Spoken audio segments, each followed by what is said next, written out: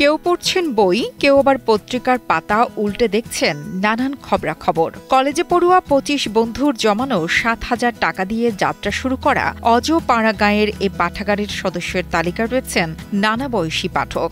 Mobile internet যুগের এ কঠিন সময়ে মানুষকে পাঠাগারমুখী করে পছন্দের বই হাতে তুলে দেওয়ার কাজটি ১৫ বছর ধরে করে যাচ্ছে এই লাইব্রেরি। ডিজিটাল ডিভাইস শিশু কিশোরদের ইন্টারনেটের রঙিন দুনিয়ায় আবদ্ধ করে রাখলেও ভিন্ন চিত্র ভোলার তজুমুদ্দিনের খাসেরহাট কবি নজরুল পাবলিক লাইব্রেরিতে একদল শিক্ষার্থী স্মার্টফোন ছেড়ে হাতে তুলে নিয়েছেন বই। আমরা তো সাধারণত স্কুলে বাসায় আমাদের একাডেমিক যে বইগুলি থাকে ওইগুলি পড়াশোনা করি। আদার্স কোনো বই স্কুলে বা বাসায় পড়া হয় না, সেজন্য আমাদের পাঠাগারে আসি। বিভিন্ন উপন্যাস, কাব্যগ্রন্থ, ছোটদের গল্প, বিভিন্ন দেশ সম্পর্কে বিভিন্ন কাহিনী, এসব বই পড়তে নিজের জ্ঞানকে আরো প্রসারিত করতে পাঠাগারে আসা হয়। আমরা পাঠাগারে এসি মূলত মনকে আনন্দ দেওয়ার জন্য। এখানে কিছু বিভিন্ন নানান রকমের বই রয়েছে, সেগুলো আমরা পড়তে পারি।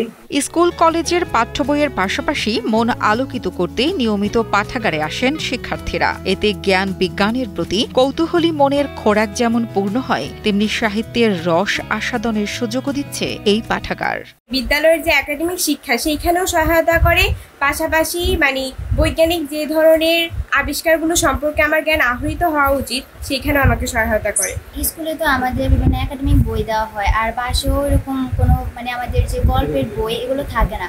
আর আমরা নিয়মিত পাঠাগারে আসি কারণ আমাদের স্কুলের বইয়ের পাশাপাশি আমরা আমাদের নিজেদের সাধারণ জ্ঞান অর্জনের জন্য।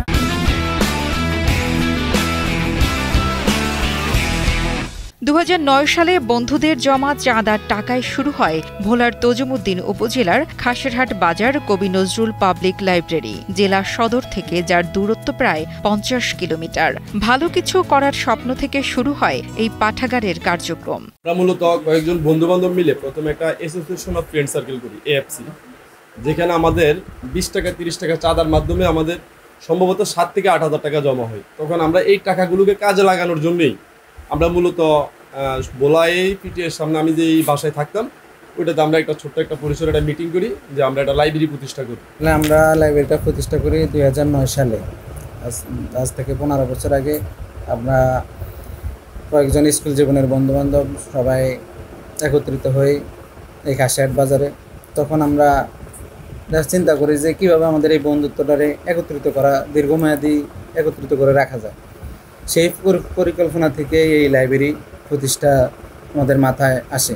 উদ্যোক্তা ২৫ বন্ধুর সবাই ব্যক্তি ও কর্মজীবনে সফল মানুষ। প্রতিষ্ঠাতার সভাপতি বর্তমানে বিসিএস প্রশাসনের একজন কর্মকর্তা। বাকি ২৪ জনের ২৩ জন চাকরিজীবী, একজন সফল ব্যবসায়ী। এখানকার পাঠকরা জাতীয় পর্যায়ে অংশ নিয়ে পুরস্কৃত হয়েছেন একাধিকবার। আমরা ২৫ জন বন্ধু বান্ধবী এখন ইনশাল্লাহ প্রতিষ্ঠিত, কেউ ছোট বড় সবাই সরকারি প্রতিষ্ঠানে জব করতেছি।